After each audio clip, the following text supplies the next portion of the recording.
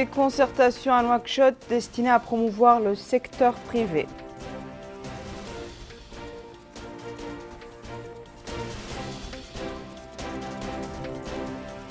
Nouakchott abrite les assises de la 27e session du conseil d'administration du Centre régional de télédétection des États d'Afrique du Nord. Le président de la CNDH affirme que notre pays a franchi des étapes notoires en matière de respect des droits de l'homme.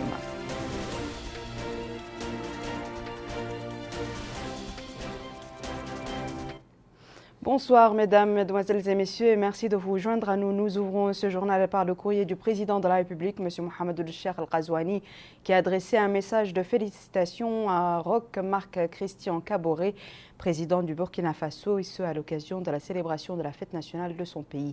L'occasion pour le président de la République de souhaiter à son homologue et au peuple burkinabé ami davantage de progrès et de prospérité. Il a exprimé sa volonté de continuer d'œuvrer pour le renforcement et le développement des relations de coopération existant entre nos deux pays dans l'intérêt de nos deux peuples amis. Le président de la République, M. Mohamed El-Cheikh Al-Ghazouani, a également adressé ses félicitations et ses meilleurs vœux à son homologue, M. Kenya Uhuru Kenyatta, à l'occasion de la célébration de la fête nationale de son pays. L'actualité nationale marquée par ailleurs par cette réunion de concertation destinée à promouvoir les voies et moyens permettant d'accélérer la croissance du secteur privé national. La réunion a été supervisée par le ministre des Finances en présence d'un parterre de partenaires financiers et techniques. Abdoul Adamaba. Cette rencontre a été dédiée à la célébration des 40 ans de coopération entre la Mauritanie et la France par le biais de l'Agence française de développement AFD.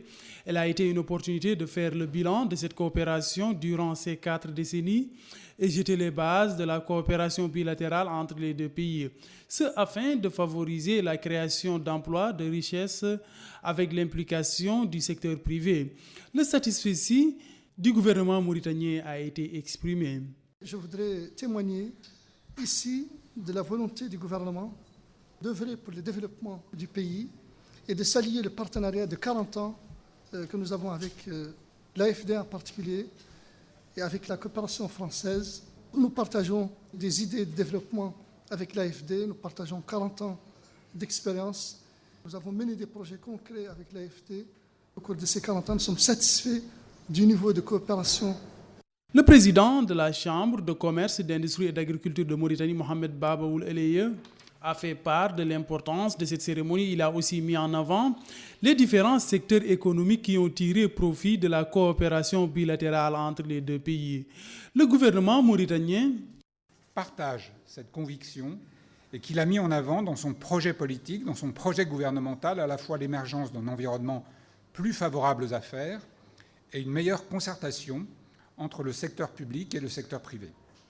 Il faut aussi saluer la mise en œuvre de plusieurs réformes qui ont déjà permis à la Mauritanie d'améliorer son climat des affaires, de favoriser la structuration d'un secteur privé diversifié avec une valeur ajoutée locale, ce qui servira également les objectifs en matière d'emploi.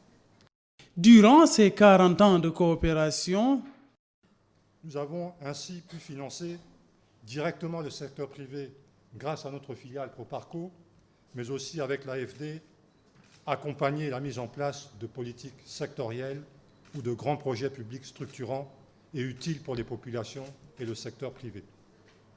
À titre d'exemple, je citerai le projet de centrale électrique hybride de Kifa, qui fournit aujourd'hui de l'électricité pour une population de plus de 70 000 personnes, sachant que ça va avoir vocation à développer un grand nombre d'activités économiques dans cette zone. Au cours de ces rencontres, 2 conventions ont été signées entre le groupe Attijari Wafa Bank Mauritanie et l'Agence française de développement. Ce financement de 5,5 millions d'euros va permettre aux petites et moyennes entreprises d'accéder à ces lignes de crédit afin de financer leurs activités et favoriser le développement de ce secteur. Ouverture ce matin à Nouakchott des assises de la 27e session du conseil d'administration du Centre régional de télédétection des États d'Afrique du Nord. Lors du jour de cette session qui dure 4 jours, les questions relatives aux nouveautés de la période et à l'essor scientifique, ainsi qu'à son adéquation aux impératifs du développement des pays membres. Bokar Bailaba. La télédétection est la technique qui, par l'acquisition d'images, permet d'obtenir de l'information sur la surface de la Terre sans contact direct avec celle-ci. Durant 4 jours, les experts présenteront des exposés sur les questions relatives aux nouveautés dans ce domaine et son adéquation scientifique aux impératifs du développement des pays membres. Pour le ministre de l'Enseignement supérieur, de la Recherche scientifique, des technologies de l'information et de la communication, Dr Sidi Ould Salem, la tenue de cette session en Mauritanie reflète l'intérêt que notre pays porte à la télédétection et aux systèmes de données géographiques qui sont d'une importance majeure pour la recherche scientifique, le développement durable et l'exploitation idoine des diverses ressources naturelles du pays. Il a indiqué que l'intérêt de la Mauritanie dans le domaine de la télédétection et de ses diverses applications s'inscrit dans la vision ambitieuse du président de la République, M. Mohamed Ould Cheikh Al-Ghazouani, pour la construction d'une économie tournée vers les sciences et les connaissances pour le développement global et durable de notre pays.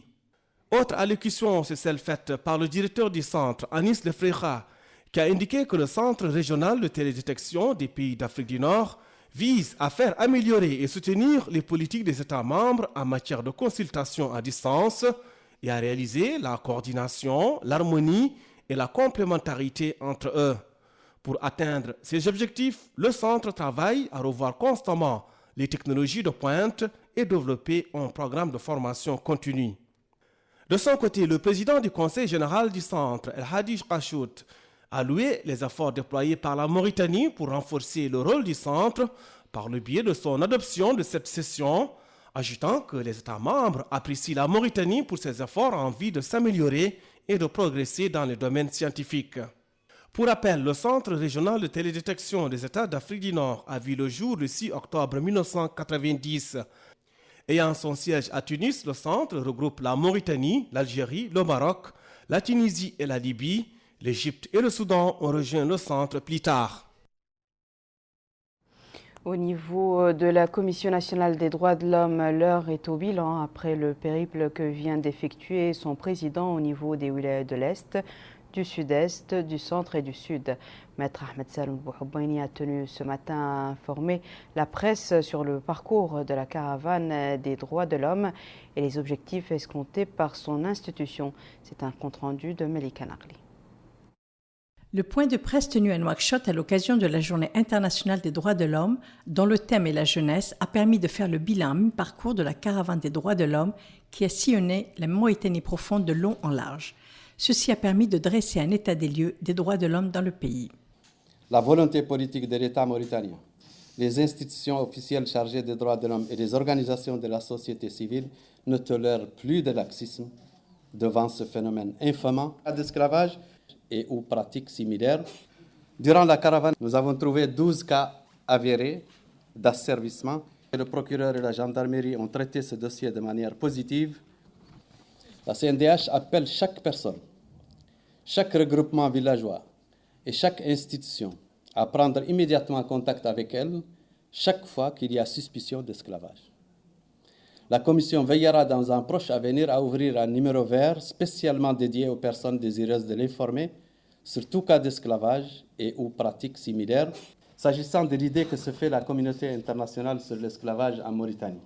Elle est entachée d'exagération évidente. Ainsi, et contrairement à ce que pense la communauté internationale et à des informations inexactes largement répandues en ce sens, il n'y a absolument aucun marché pour la traite des esclaves en Mauritanie. Toutefois, cela ne signifie pas que l'esclavage n'existe pas en Mauritanie, car les décisions judiciaires rendues de temps à autre confirment son existence. La Commission nationale des droits de l'homme, avec le soutien des pouvoirs publics, poursuivra son action pour éliminer les derniers cas d'esclavage à travers le pays. Aujourd'hui, la communauté internationale a le devoir de soutenir la nouvelle dynamique, où toutes les parties collaborent la main dans la main pour éliminer une fois pour toutes l'esclavage en Mauritanie. Nul ne doute aujourd'hui que l'État mauritanien dispose d'un arsenal juridique complet pour réprimer l'esclavage. Il y a lieu aujourd'hui de louer la disponibilité des juges, de l'administration, de la gendarmerie de traiter convenablement toute question liées à l'esclavage. Car le progrès, le développement et la sécurité sont des questions intimement liées aux droits de l'homme. La Commission nationale des droits de l'homme est déterminée à poursuivre sa mission constitutionnelle de promotion et de défense des droits de l'homme qui a reçu non seulement le soutien du gouvernement, de la société civile, mais également celui de la communauté internationale. Notre nouvel ambassadeur en France a pris ses fonctions. M. Ahmed El-Bahia a remis au président français Emmanuel Macron ses lettres de créance, l'accréditant ambassadeur extraordinaire et plénipotentiaire de la République islamique de Mauritanie auprès de la République française. Le nouvel ambassadeur a ensuite eu un entretien à l'Élysée avec le président Macron, au cours duquel il a transmis les salutations du président de la République, M. Mohamed El-Cheikh Al-Ghazouani, et sa volonté d'œuvrer au renforcement des relations de coopération et d'amitié entre les deux pays. Le président français, en retour, a chargé notre ambassadeur de transmettre ses sentiments de considération au président de la République et également sa reconnaissance pour avoir accepté de participer aux travaux du sommet de Pau prévu le 16 décembre courant. Les 3 et 10 décembre respectivement, Journée internationale des droits de l'homme et de la Déclaration générale des droits de la jeunesse ont constitué une opportunité pour cette frange pour faire entendre sa voix. Un groupe de jeunes a mis à profit un atelier organisé par le ministère des Affaires sociales, de l'Enfance et de la Famille et le Haut Commissariat aux droits de l'homme pour échanger sur des questions relatives aux droits des personnes handicapées. Le ministère des Affaires sociales prévoit l'insertion de 100 jeunes handicapés dans la vie active. Abdelrahman Hamad. Les travaux de cet atelier, organisés par le ministère des Affaires sociales, de l'Enfance et de la Famille, en collaboration avec le Haut Commissariat aux droits de l'homme, s'articulent autour de la sensibilisation aux droits des personnes handicapées et l'échange d'expériences réussies de jeunes handicapés. Cet atelier de 2 jours et qui s'inscrit dans le cadre des activités commémoratives de la Journée internationale des droits de l'homme vise à permettre aux personnes ciblées dans le cadre de cette formation, notamment un groupe de 50 jeunes, d'échanger des expériences réussies dans divers domaines liés à la vie des personnes handicapées. Ouvrant les travaux de cette rencontre, le secrétaire général du ministère des Affaires sociales, de l'Enfance et de la Famille a souligné que cette rencontre s'inscrit dans le cadre du programme qui vise à permettre aux personnes handicapées de participer au développement. M. Mohamed Mahmoud Ould-Sidiah a ajouté que le ministère œuvre à améliorer les droits juridiques et financiers des personnes handicapées avec le concours de la société civile travaillant dans le secteur en vue de dispenser une éducation spécialisée, d'octroyer un emploi et de recruter 100 personnes handicapées pour permettre l'intégration de cette frange dans la vie active. La représentante du Haut Commissariat aux droits de l'homme dans notre pays a mis en exergue la contribution non négligeable des personnes handicapées, particulièrement des jeunes, dans la réalisation d'un monde pacifique qui respecte les droits humains. Notre bureau souhaite profiter de cette opportunité unique pour souligner la contribution non négligeable des personnes handicapées, et en particulier celle des jeunes handicapés partout autour du monde, incluant en Mauritanie, dans la réalisation d'un monde plus inclusif, plus pacifique et respectueux des droits humains.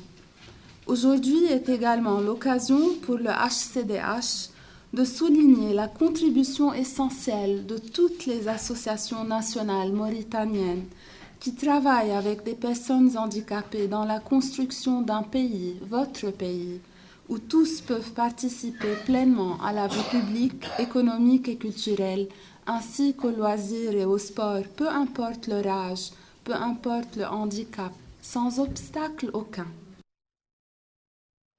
Au volet de l'environnement, les protocoles additionnels de la Convention d'Abidjan relatifs à la protection du littoral de plusieurs pays africains faisaient l'objet ce matin d'un atelier destiné justement à débattre les différents aspects de ces protocoles. La Convention d'Abidjan, signée en 1981, a pour objectif la protection, de gestion et de développement de l'environnement marin et côtier de la côte atlantique de l'Afrique de l'Ouest, centrale et australe, qui couvre une zone marine allant de la Mauritanie à l'Afrique du Sud pour un littoral d'un peu plus de 14 000 mètres carrés. 14 km plutôt, au Carbet là-bas. La rencontre de Nouakchott est centrée sur les consultations nationales pour le développement des plans d'action, des protocoles additionnels de la Convention d'Abidjan. En vertu de ces articles, la Convention d'Abidjan intervient sur les sources de pollution nécessitant un contrôle, les navires, le déversement, les activités terrestres, l'exploration et l'exploitation des fonds marins et la pollution atmosphérique. Elle identifie également la gestion de l'environnement. Pour ce participant, cette rencontre est d'une grande importance.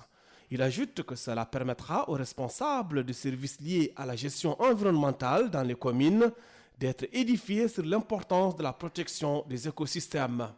À l'ouverture des travaux de cette rencontre, le secrétaire général du ministère de l'Environnement et du Développement durable, Madi Ould Taleb, a souligné les efforts déployés par la Mauritanie dans la protection des écosystèmes.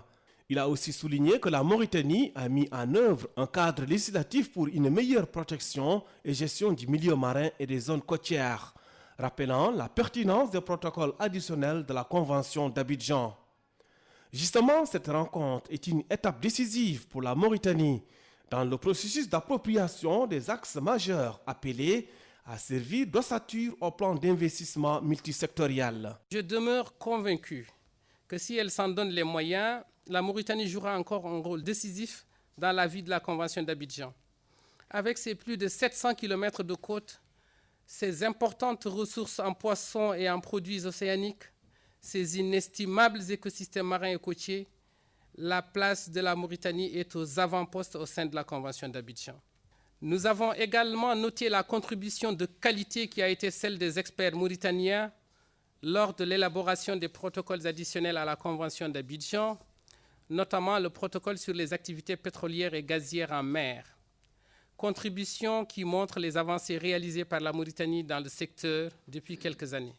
La communauté internationale nous en donne une opportunité unique.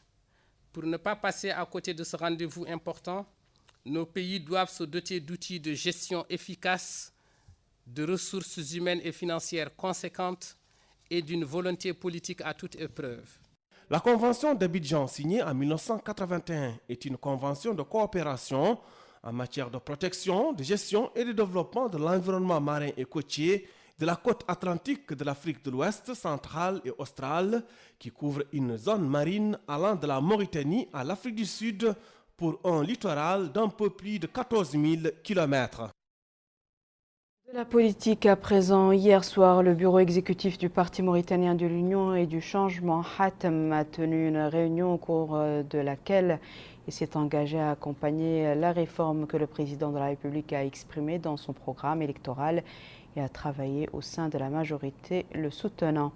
C'est qui ressort de la déclaration rendue publique à l'issue de cette réunion, dont voici les principaux points déclinés par le vice-président du Parti HATM, M. Mokhtar El-Bakka.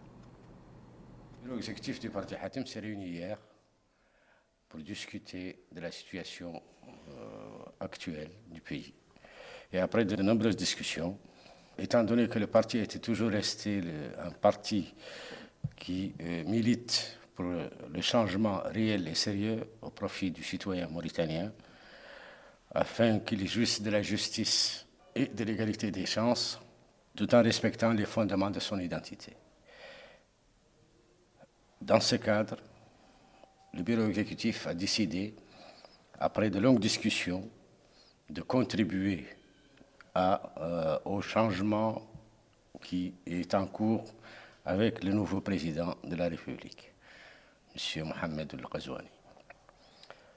Le parti a donc décidé d'apporter sa contribution à ce changement, et ce, après avoir vu des indices clairs dans le sens du changement et la volonté du président de la République de couper avec les anciennes pratiques, et ce, en ouvrant ses bras aux partis politiques, à toutes les tendances politiques du pays, en vue de leur permettre de contribuer de près ou de loin au changement, à l'amélioration des conditions de vie des populations mauritaniennes.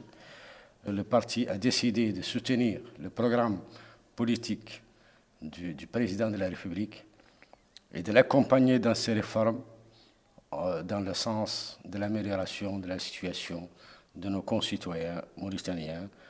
Et nous espérons que nous puissions apporter notre pierre angulaire à ce changement tant espéré par les Mauritaniens. Nous allons à présent suivre les réactions de certains de nos concitoyens par rapport à la propreté de la ville de Nouakchott qui semble avoir renoué avec les ordures 4 mois seulement après l'opération de nettoiement qui avait ciblé certaines wilayas de la capitale. Abdelrahman Hamadan a traduit pour nous leurs propos. Ils sont découragés.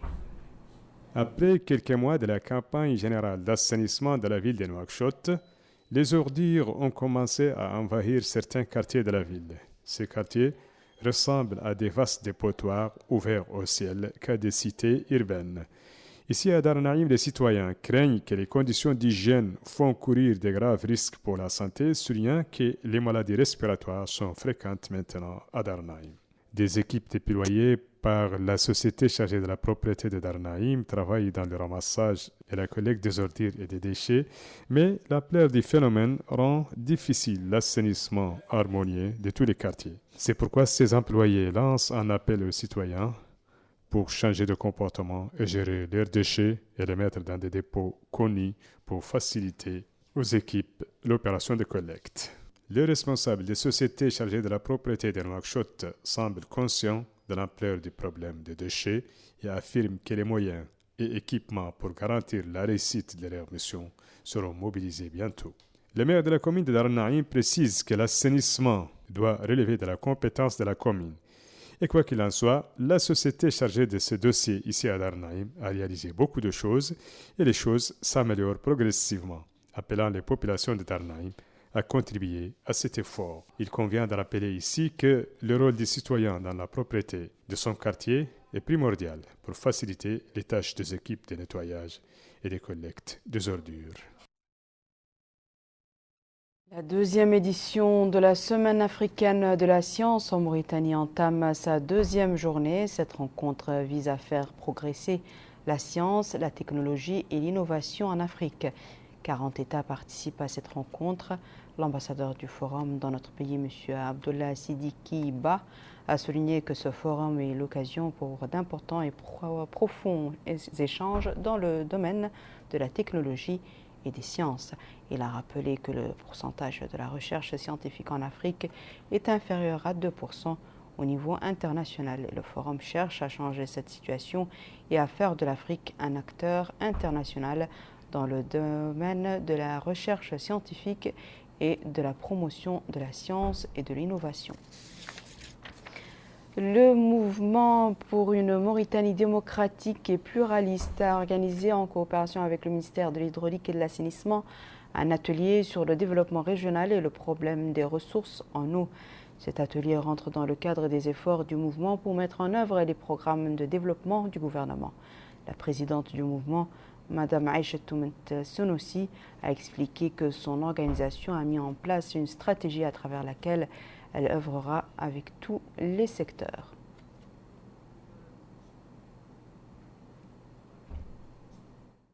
Voici à présent, mesdames et messieurs, le rappel des titres. Des concertations à Nouakchott destinées à promouvoir le secteur privé.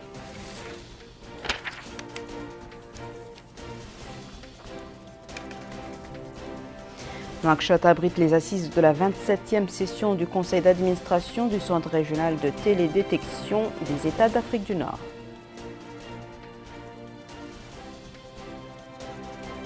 Le président de la CNDH affirme que notre pays a franchi des étapes notoires en matière de respect des droits de l'homme.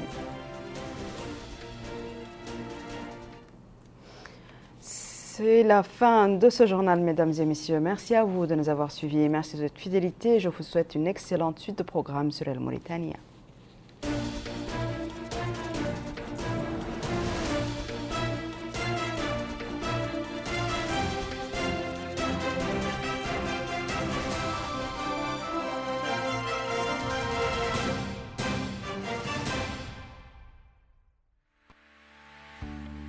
Khadamati est un nouveau projet